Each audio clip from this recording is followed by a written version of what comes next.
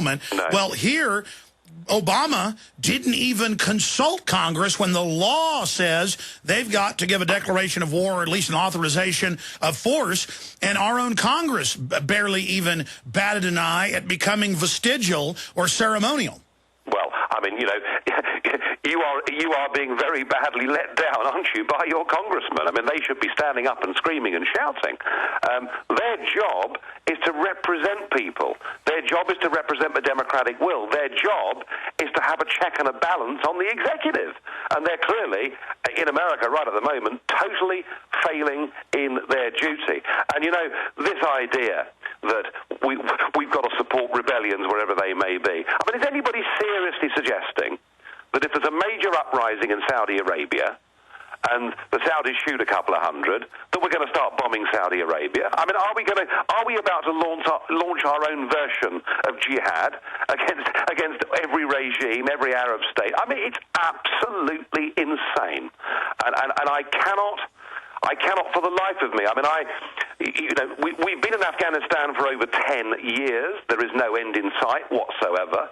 I cannot believe that public opinion will put up in Britain, America, or France with us getting involved in a whole series of military conflicts across the Middle East. I think the whole thing is absolutely crazy. Well, you're pointing out how just wild and out of control this is, this new military adventurism, but it's being hailed all over the European papers, U.S. papers, British papers, as the New World Order, that this is the new cover for, I guess, globalist imperialism, is that they quietly finance rebellions. They use al-Qaeda. They tell us al-Qaeda's now good, right out of 1984. And now they're saying, yes, rise up against your government and we'll do a no-fly zone. They're openly debating in our news, all over the news channels, how we need to go ahead and attack Syria. I mean, this is starting to look like the makings of bigger than a regional war. This looks like how World War I or World War II started. Well, yeah, you know, it's odd, isn't it? You never quite know what will catalyse a bigger conflict. What I do know is that, you know, when World War I started and World War II started, the massive populations in the countries supported the basic aims of the war, all right? Now, the point about this is, whatever the media are saying, whatever the mainstream media are saying, whatever our politicians in Westminster are voting for, however much your congressmen bury their own heads in the sand, you know, I've seen, I mean, there was an opinion poll out in Britain this morning that showed 7 out of 10 Britons are very worried about the Libyan adventure and deeply concerned that we shouldn't get ourselves further embroiled. So I just don't believe there's public support for this. And, you know, there comes a break point with this, doesn't there? I mean, governments can get away with a hell of a lot. They can lie to us, they can rob us, they can do all sorts of things. But in the end, they have to have consent of some kind. Otherwise, what we're going to see are rebellions of our own in our own countries, and people will take to the streets and say, we do not wish to get embroiled in regional or possibly even global conflict. Well, that's my next point. Member of European Union Parliament, Nigel Farage, former leader of the UK Independence Party in England. Look, we have 30 million illegal aliens in this country. The Marxist Ford Foundation universities do teach the Southwest, bought from Mexico, from Texas to California, is owned by Mexico. There are open calls for rebellion. I know there's giant immigrant populations in Europe that routinely burn large areas to the ground. What would happen under this new UN precedent if they rose up and began burning cities? Would we then see the Russians or the Chinese under the UN who are members come here into a no-fly zone and attack us? Now, obviously that's absurd, but that's the precedent that's being set here.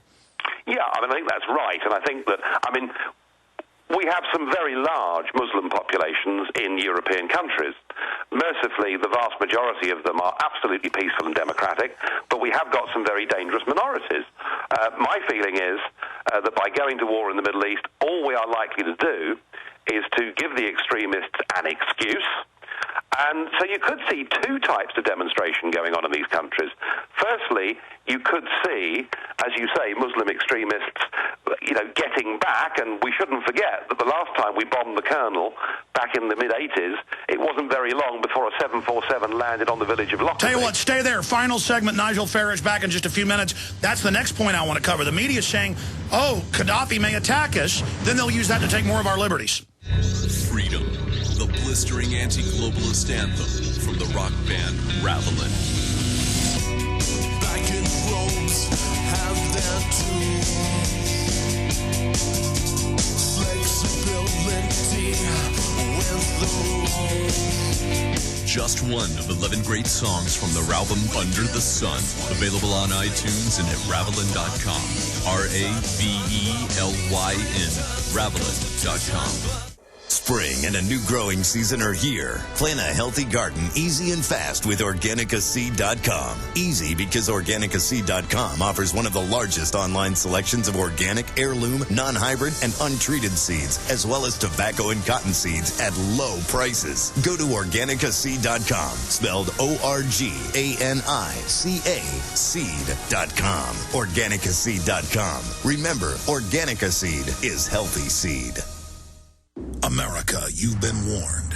For weeks, we've been warning you about a single event we believe will happen in the next 12 months that will shake the very foundations of our nation. We've told you about the video that details this shocking prediction. So far, over 6 million people have watched this free video online. Have you? Again, this big event has nothing to do with war or the stock market, yet it could change everything about your normal way of life. The way you shop, travel, invest, educate your children, and even how you take care of your health and your family. Could this really happen? Well, the man who created this video has been right about many predictions in his career. He was among the first to predict the collapse of GM, Fannie Mae, Freddie Mac, and America's biggest mall owner, General Growth Properties. In fact, Barron's called his work a dire prophecy. If you haven't taken time to watch this free video, do it right now. You may never think about America the same way again. You can find the free video at endofamerica3.com. Again, that's www.endofamerica3.com. Watch the free video at endofamerica3.com. That's endofamerica3.com.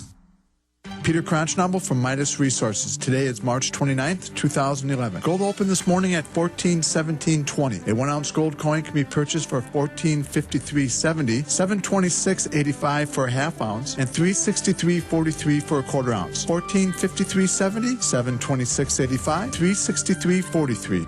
The Constitution and the Bill of Rights have been reduced to old relics politicians ignore, trample with their outlandish, overreaching policies. Your support of the Campaign for Liberty stands in the way of this insidious process. Hi, this is Ted Anderson. I've teamed up with the Campaign for Liberty to offer the authentic proof quarter-ounce pure gold coin. For only $390 plus shipping, Midas will donate $100 to this incredible organization. Help fight big government by ordering your gold coin at 800-686-2237. You get to win twice by owning gold and fighting an overreaching government. Call 800-686-2237. Again, that's 800-686-2237. Iodine protection packs from hempusa.org are now in stock for immediate delivery worldwide. Our iodine protection packs include microplant powder, green life kelp, red palm oil, and our clear roll-on iodine that will feed the body the iodine it needs. All iodine protection packs are in stock, save you money, and ship for free in all 50 states. Visit hempusa.org or call 908-691-2608 today. We the people grow cotton, weave fabric, engrave ink, embed strips and fibers to protect from counterfeit and carting to a private bank, having it lent back at interest, forcing taxes to service debt. This capitalism, or was Jefferson correct when stating a central bank issuing the public currency is a greater menace to the liberties of the people than a standing army? Hi, Ted Anderson. I'm placing a silver dollar in a book explains our monetary system. Call for your copy,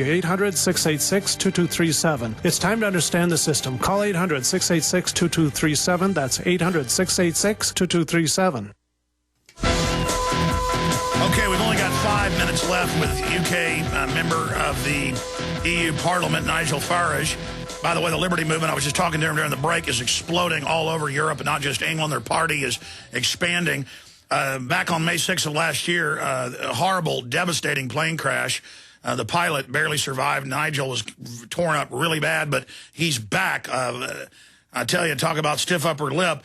Nigel, finishing up with the terror card. They've said, yes, we're bombarding Gaddafi and blowing up infrastructure, and if he fights back in any way, it's terrorism.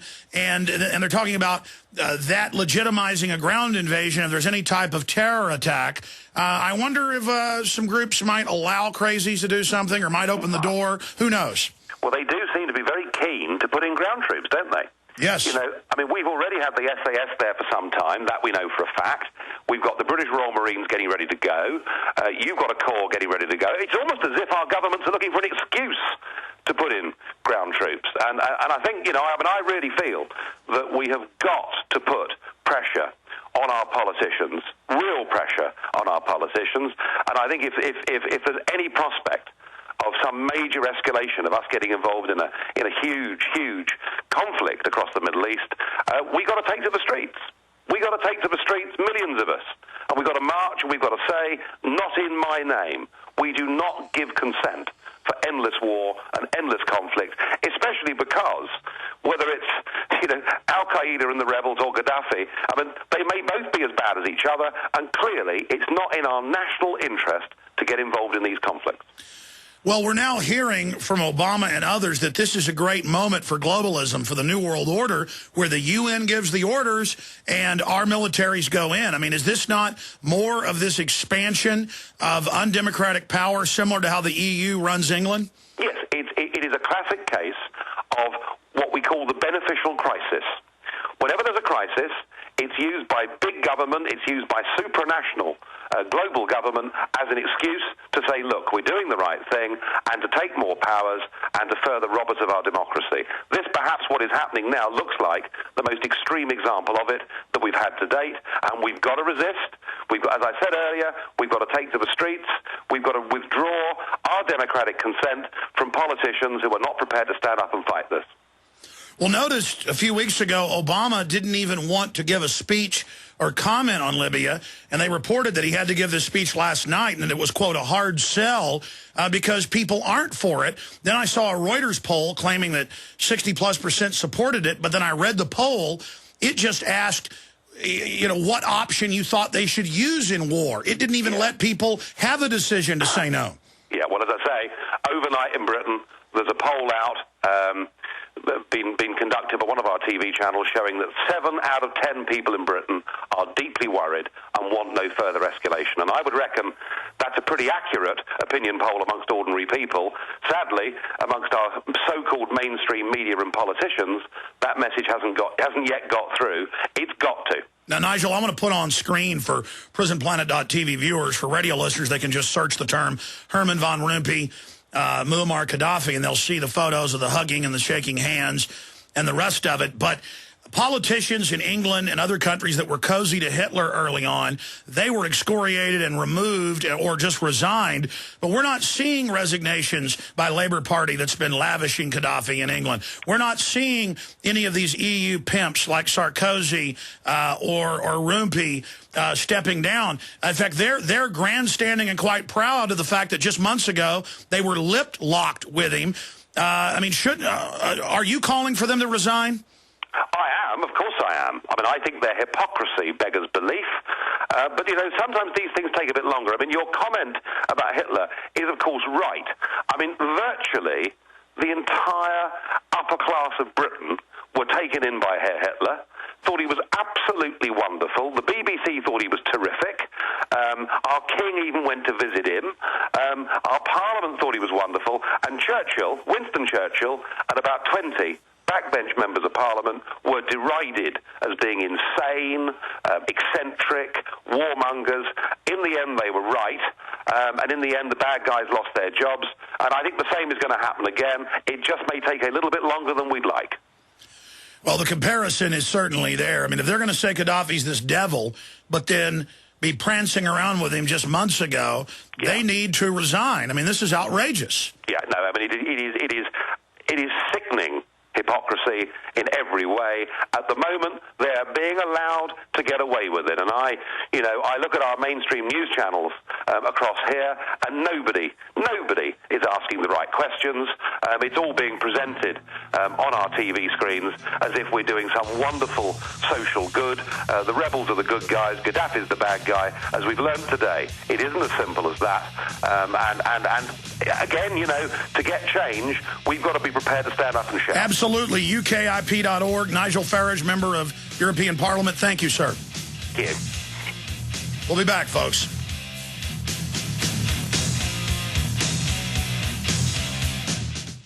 We're on the march.